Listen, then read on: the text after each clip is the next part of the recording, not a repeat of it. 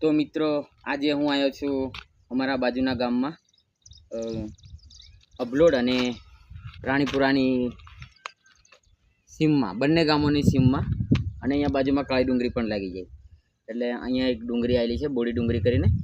તો અહીંયા અત્યારે મસ્ત મજાનું વાતાવરણ બની ગયું છે, ચોમાસું જ છે એટલે. તો અમે અહીંયા ફરવા આવ્યા છે, તો તમને પણ બતાવીશું વિડીયો.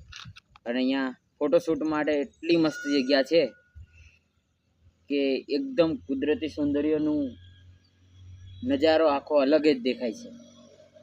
અહીંયાનો વિડીયો મેં બનાવી, તમે જોજો, વિડીયોમાં બન્યા રહેજો. ચાલો તમને આગળનું બતાવીએ.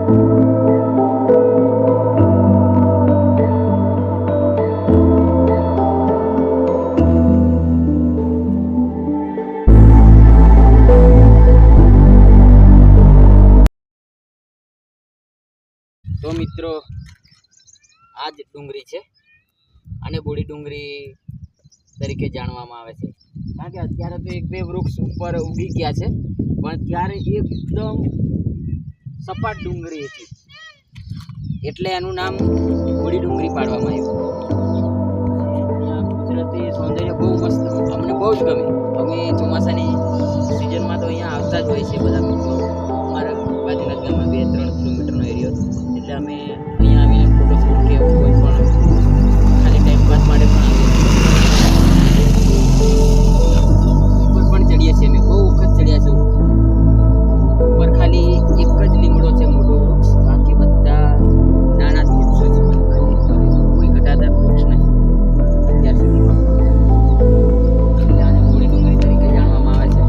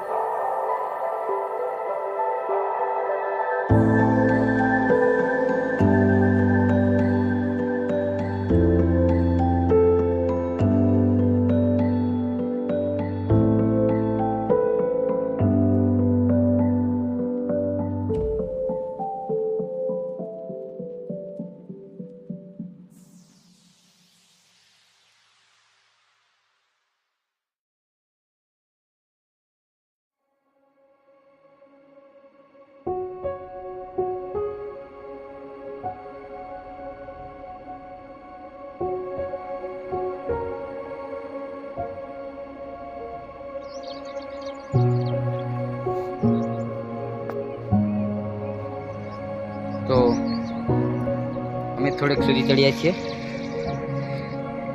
અહીંયા તમને અડધી ડુંગરીથી જે પણ નીચેનો વિસ્તાર દેખાય એ તમને બતાવીશું કે અમે એકલા છીએ.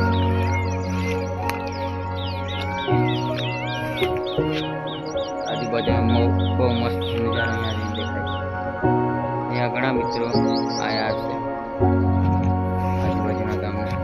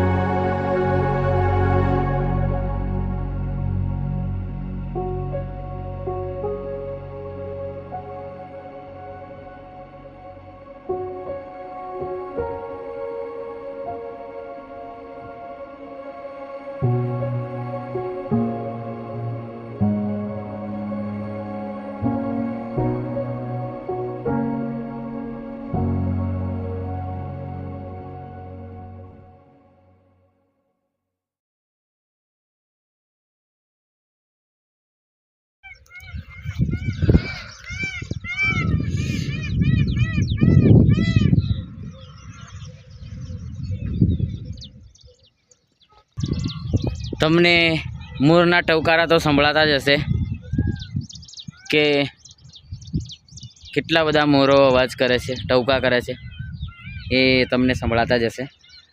અહીંયા પણ કેટલા બધા મોરો અમને જોવા મળે છે, પણ અમને જોઈને ભાગી જાય છે ડરે એટલા માટે.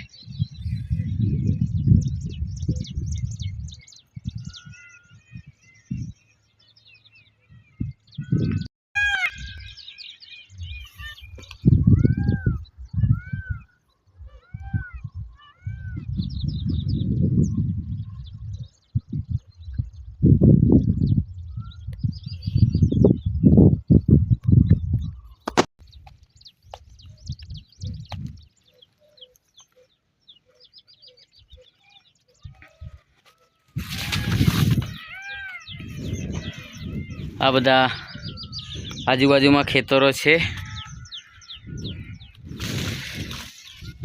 રાણીપુરા, અભલોડ બંને ગામના ખેતરો છે.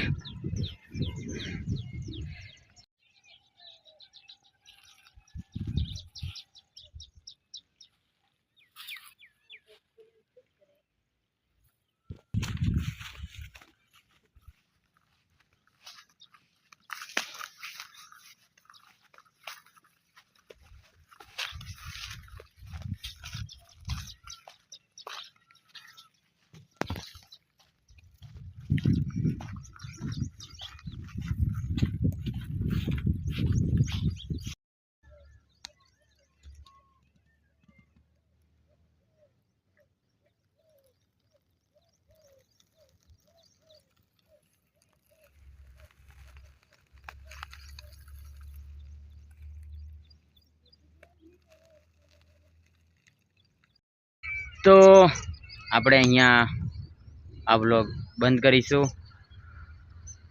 અને ફરી નવા વિડીયોમાં મળીશું.